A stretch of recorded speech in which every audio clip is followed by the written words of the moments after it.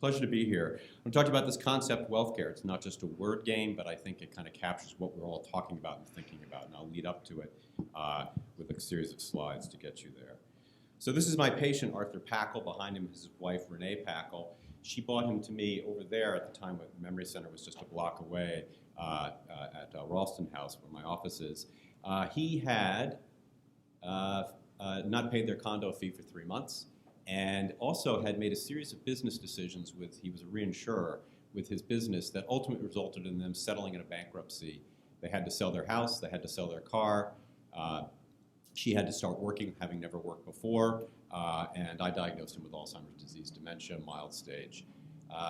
Among the consequences of this, as I've already listed out, were he would never be able to go take in retirement those trips to Paris because they lacked the money to do that anymore. And so the last time he went to Paris was not forward from this diagnosis, but instead in a canister of ashes when Renee took him there and scattered his ashes on a few sites they always remembered as a couple.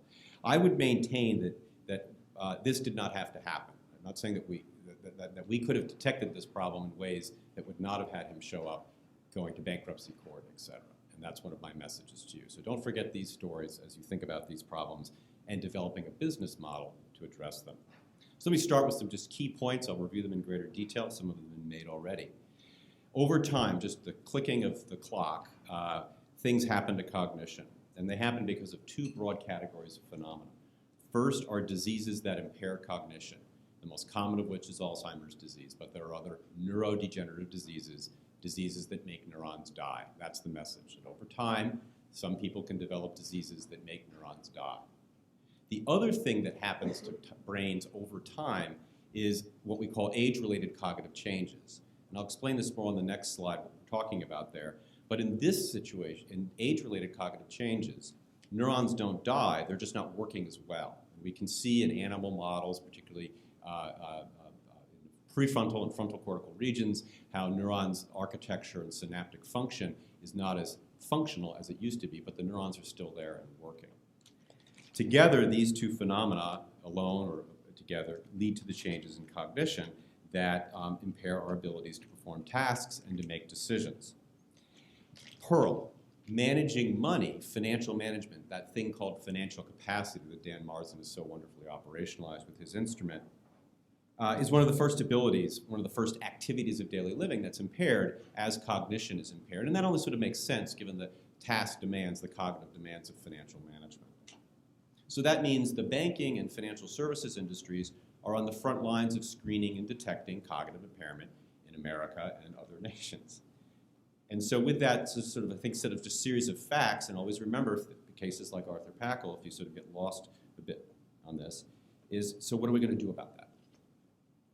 So a little bit of, having given you that overview, this is our brain aging over time, 20 years to 100 years on the x-axis, and then just normed z-scores on the y-axis of cognitive changes. And the message here, which is that you can take cognition and kind of bundle it into two broad categories. There are crystallized abilities or intelligence, the terms are synonymous, abilities, intelligence, and then there are fluid abilities or intelligence.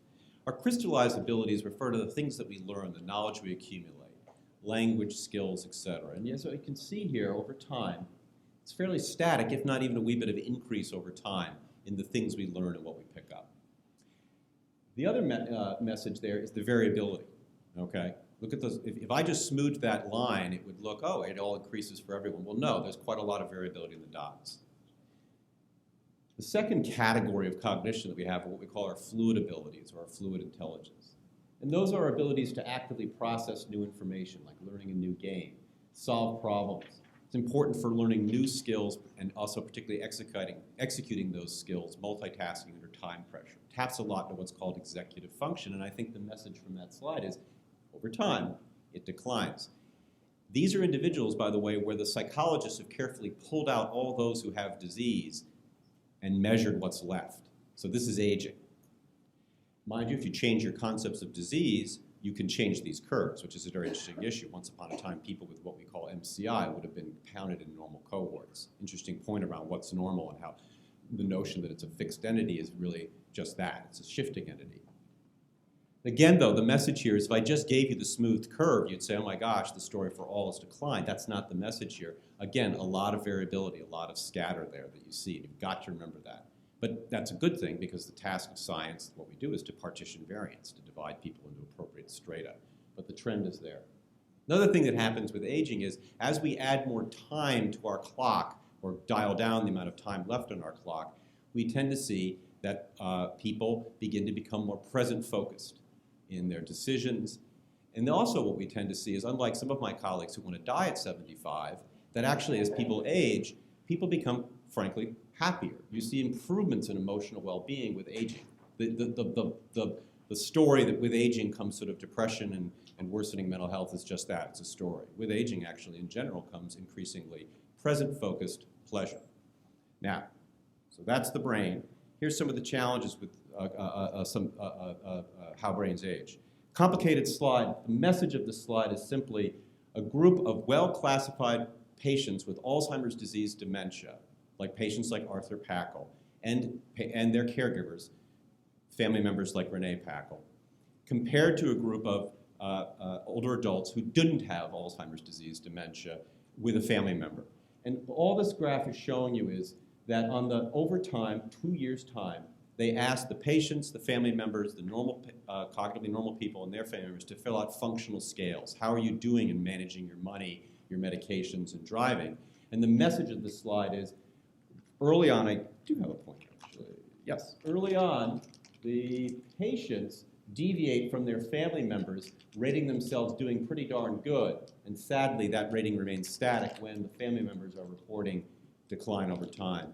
In contrast, the normals agree, as you can see here. So the message of this slide is that if we rely on self-reports of individuals who are disabled from cognitive problems like Alzheimer's disease, you will under-identify problems with managing ADLs, managing finances. So over time, knowledge grows. Over time, thinking fast and multitasking declines. Over time, our ability to regulate our emotions actually improves. We become more present-focused, and we become actually generally sort of happier in that way. And over time, as people develop cognitive impairments, we tend to underestimate their impact on function. If you put all these things together, you can see why there are both opportunities and also challenges to making financial decisions, and why, for example, older adults who may not be cognitively impaired, but because of some of those other emotional and time perspective changes can be susceptible to be victims of scams that are harnessing some of those emotional and social changes. And again, these changes are not uniform. I deliberately showed you this graph as opposed to smooth curve graphs to emphasize the variability. That's opportunity because that allows you to practice precision financial management. This is a busy slide. I don't expect you to interpret the data. It's there simply lifted from a paper, very nice paper by Gambler et al. That was, you can see the ref there. It simply looked at as cognition declines over time from the Rush longitudinal study of aging. As people, older adults experience cognitive decline, we do see declines in financial literacy. And we also see declines in self-confidence, perceived confidence managing money, but not declines in confidence in your ability to manage your own finances. Again, problematic findings that suggest as people start to lose some points on cognitive function, they're losing some of the abilities to manage money, but unfortunately are not recognizing this and still think that they're doing pretty darn good with financial management.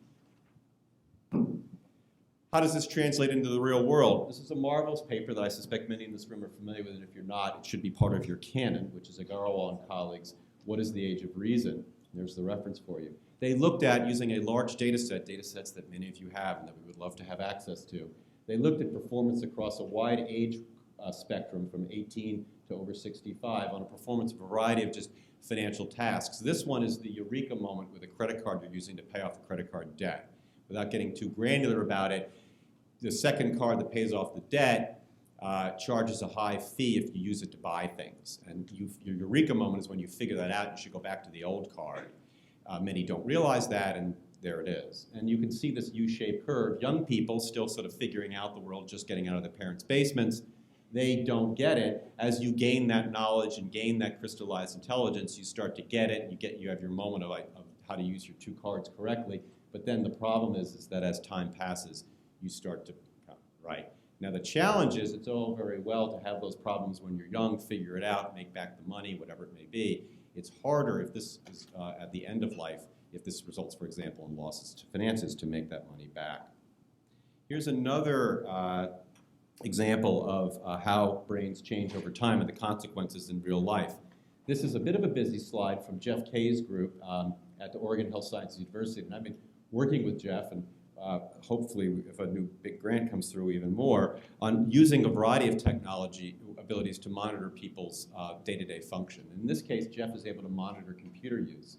And the message from this somewhat busy slide is that that red line is showing over 32 months of continuous monitoring of people's use of the computer, a steady decline in those who have MCI, which is a sort of liminal state of cognitive impairment.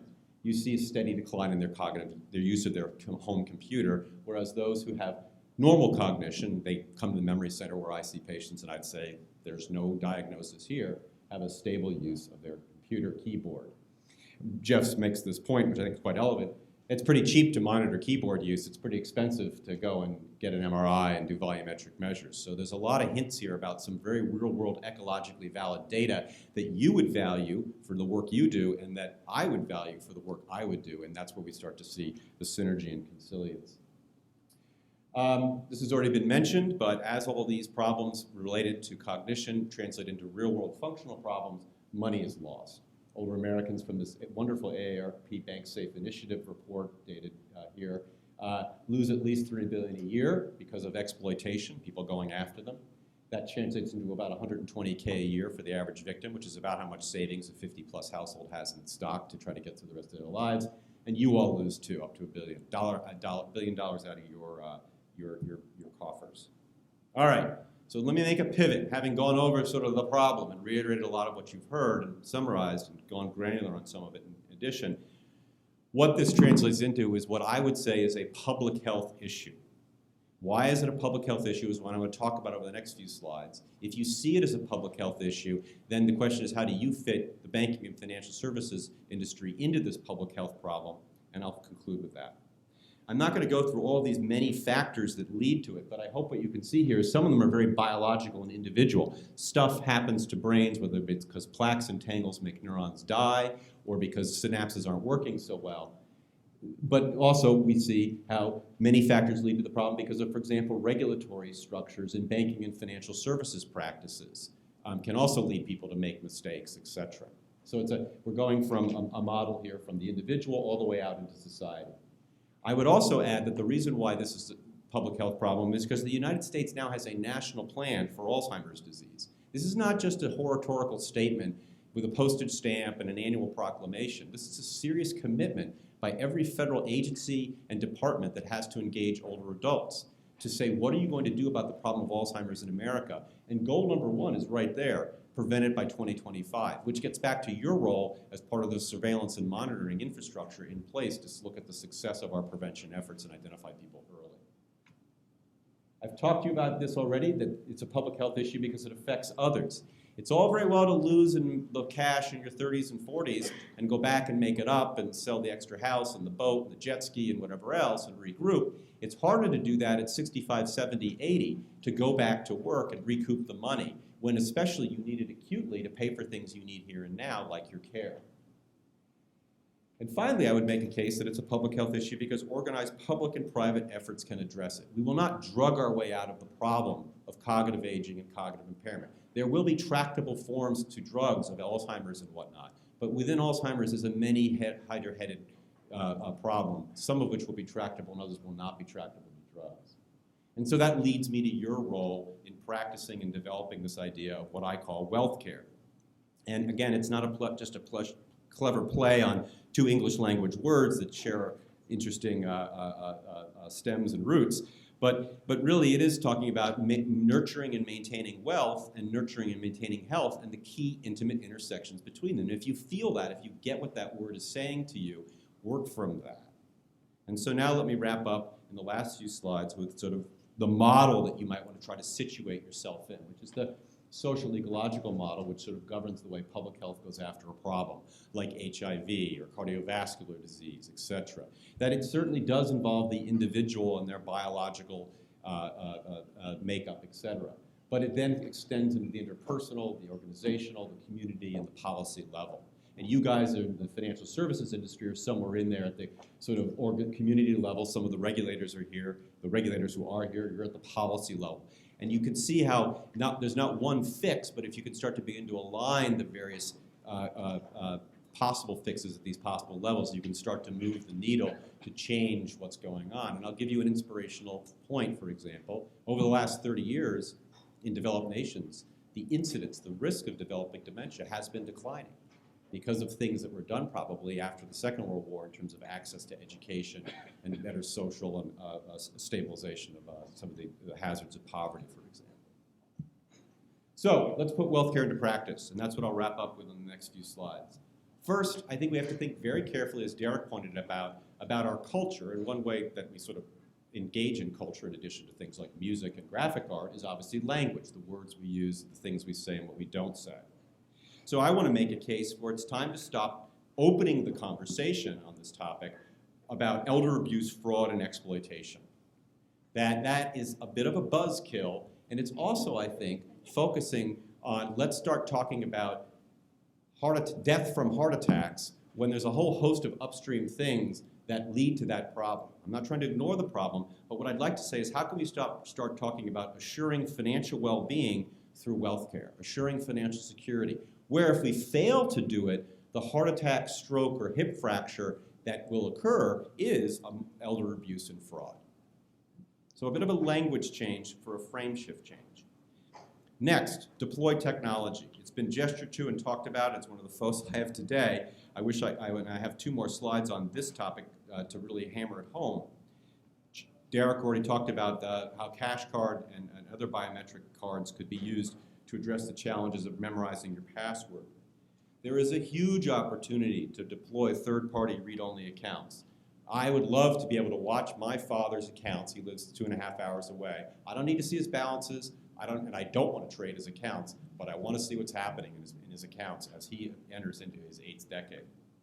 We need to think smartly about the data you all have, and I know some of you are looking at it, and we'll talk about that in a minute, that will allow us to surveil for the problem, okay? In other words, the very core of public health. Find it before it occurs or just as it's occurring. And to develop and use our technology with learning algorithms to predict who may have problems. That's, I think, one of the holy grails here. Who's going to have a problem down the road? And you all have those data. They're out there. We just need to start looking at them. This is a busy slide. I don't expect you to make much sense of it except for its graphical oomph. Back to that slide I showed you of the monitoring of the use of just your home computer. And okay, well, you can monitor the computer. You can monitor the beds. You can monitor the floor for gate speed. You can monitor how people are. There are a host of ways to deploy technology on the left that leads to direct assessments of certain abilities, that leads you to make inferences about people's ability to function in the day-to-day world, which leads you to abilities to make conclusions about how is someone doing with respect to developing or suffering a disease. And you should put on that framework on the far right what's missing, we would add working with and managing your money. And so it's not just about, the slide there, the interventions. It's not just about financial management. We should ultimately, and maybe this is one pearl, it's about integrating what we're talking about into a general monitoring of the health and well-being of older adults. Okay, you need to think about the new business you're going to be running. So some things to think about. How to engage clients with a model of shared decision-making.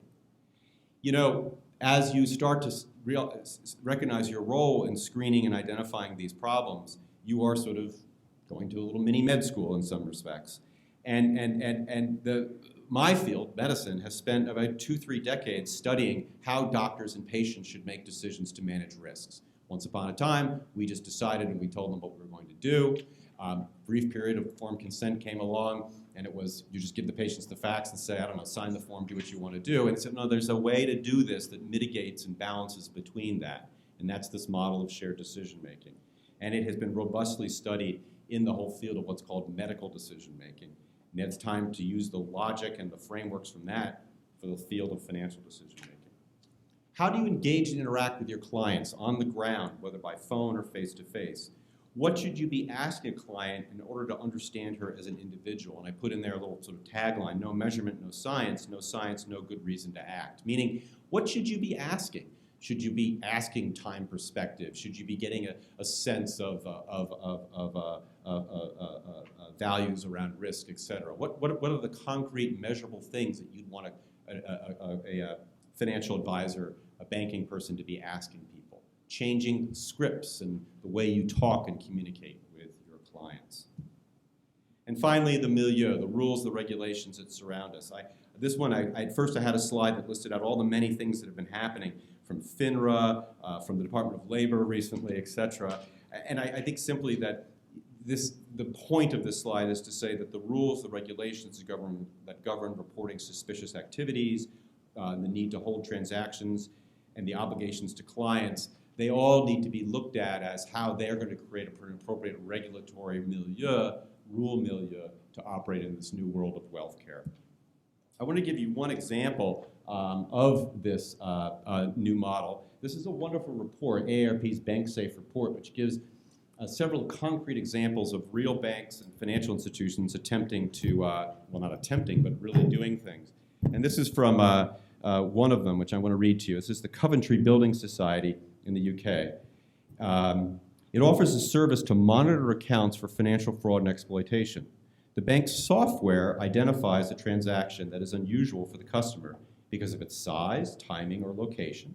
The customer is contacted and asked to confirm the transaction. While speaking to the customer, the staff of the branch or call center raises the issue of fraud in a sensitive way, for example, by saying, "We would like you to be aware that scam artists sometimes use the following techniques," whatever that may be. "If you feel you may have been affected by this situation, please call us back." The suspected transaction is delayed for a few hours within the legal time limit to allow time for the customer to reflect on the anti-fraud message. Experience shows that many customers realize within a few hours that they've been subjected to fraud and call back to cancel the transaction. What I like about this is it captures that socio-cultural model of wealth care. Namely, there's technology, there's staff training, there's data gathered about the impact of it, and there's an effort to make a regulatory milieu that permits you to do this, that captures that sort of all of the above approach that has to be taken here. It's not just one solution. And again, I want to leave you with the real people whose real lives are affected if we fail not to address this problem. So on this slide, and these, again, slides will be available, I wanted to just highlight a few key references. The former IOM, now some new name, but the National Academy has issued this report in 2015, Cognitive Aging. It's a long report. I know it well. I was part of the committee that wrote it. But chapters 2 and 6, I think, are particularly useful. I recommend it. You just go to their website and download it. TCAST issued this report just a few months ago, Independence, Technology and Connection in Older Age. It's a great report overall. Just given your interests, I would recommend having a peek at Chapter 3, Technologies to Address Changes in Cognitive Abilities. It has a whole section on the financial services industry. NCRC has a great report from just 3 years back at New Dawn, Age-Friendly Banking, which lays out very concrete steps that banks can take at the brick and mortar level on up.